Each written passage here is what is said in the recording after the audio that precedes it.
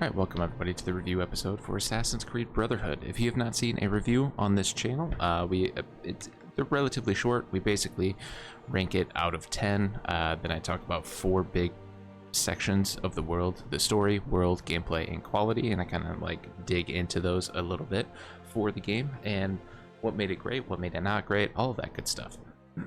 So, without further ado, Assassin's Creed Brotherhood. I gave this a 9.5 out of 10. Obviously, you could, a lot of people are going to give it a 10 out of 10. It's a very nostalgic old game. When it came out, it was honestly incredible. It was so good. The story for me was amazing. It was extremely nostalgic for me personally. This is my first ever Assassin's Creed, so this one hits a little different. This is what got me hooked onto the series. The whole gathering assassins throughout the story was incredible.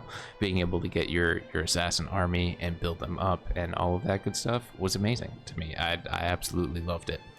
The world, Rome, was really, really cool to run around. You get to see the Colosseum, you get to see essentially all of the historical sites and ruins from even older periods of Rome. It's awesome to see and run around and really get thrown into this world, and they did a fantastic job of rebuilding.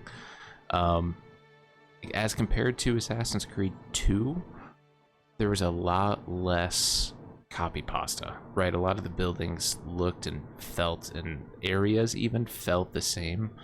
In this game, they don't. Everything feels a little more unique. The city flows, and it really blends from one area to the next really, really well.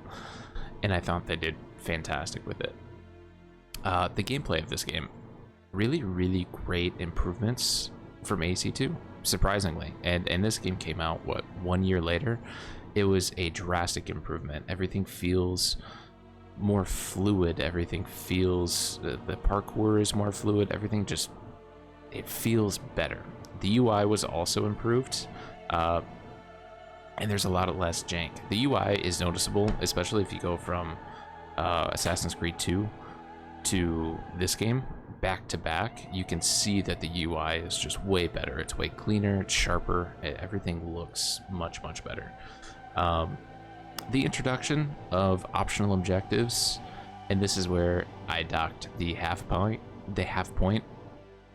off the rating. I used to love optional objectives in this game when they, being as it was my first one, I loved running around and redoing missions, ones that I failed before, and doing them the quote-unquote right way, or the way the game wants you to do it via optional objectives.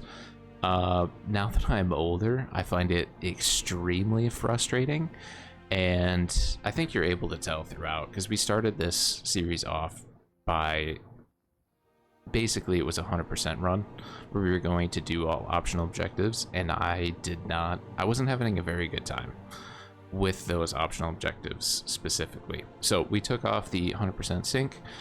I would try the optional objectives, and if we failed, I wouldn't stress about it. That made the game 10 times more fun. I really enjoyed it, and I kind of got hooked again coming back to it. Now, that could just be me getting old. That could just be me having a different perception of games than when I was younger, because I've played this game a handful of times, and every single time I've 100% it, except for this time. And I think that could also have an effect on it. Like, I've done this a lot, I don't need to do it again type thing.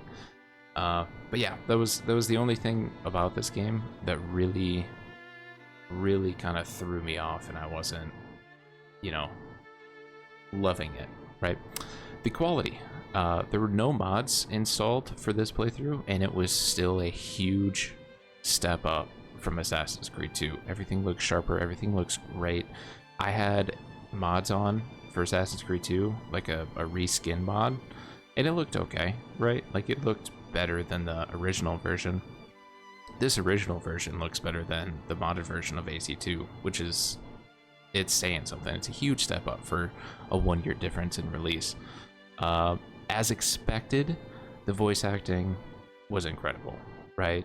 Ezio, all of the side characters, everybody did a great job of voice acting, and the cutscenes were also great. It was, I mean, overall, it's a huge step up from Assassin's Creed 2. It was a great time. I really, really enjoyed it. Just, you know, after we stopped doing the 100% sync run, yeah, as you can see, we did most of the things. This one we did 98%, and then I hit restart on accident, and I just didn't want to go through the 20-30 minutes for that. But we did do it essentially. Yeah, but there's so much stuff on the map. Normally I run around and do that, but man, I'm getting old. What I did play, about I think 72% total sync for the game, it was enough for me, and it was a blast. It really, really was. Now, would I recommend buying this game? Absolutely. Once it goes on sale, I don't really know what it costs right now. It might be like 20 bucks, but if it ever goes on sale, I would say pick it up. This game is fantastic. I loved it, and it was a great addition. This is also many people's favorite Assassin's Creed game, at least in the older series. So also keep that in mind. But yeah, thank you guys so much for watching. Greatly appreciate it. I hope you have a good rest of your day, night, whatever it is, and I will see you in the next one. Peace.